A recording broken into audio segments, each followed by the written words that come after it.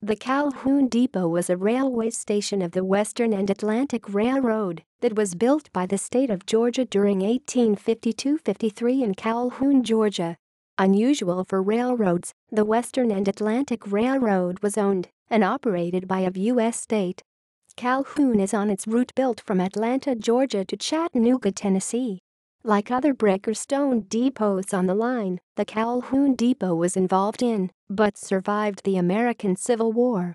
It was part of the Great Locomotive Chase.It was listed on the NRHP in 1982. It was deemed significant architecturally because it represents an antebellum depot designed and built to serve its essential functions. Its simple lines and fundamental, utilitarian styling exemplifies the early, unpretentious frontier times of North Georgia in which it was created.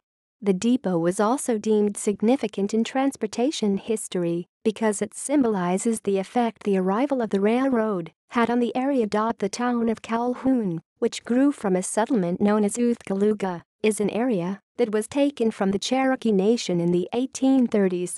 Its location was in Cass County and then Bartow County. At some point it became a railroad stop, and finally in 1850 it became the first county seat of New Gordon County.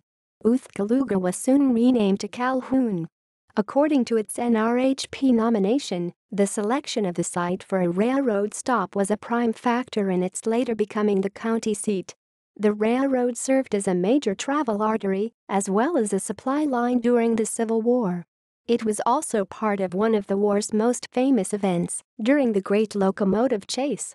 After 1890, the state-owned W&A line was leased to the L&N Railroad.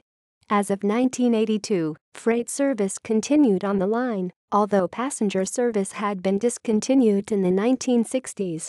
References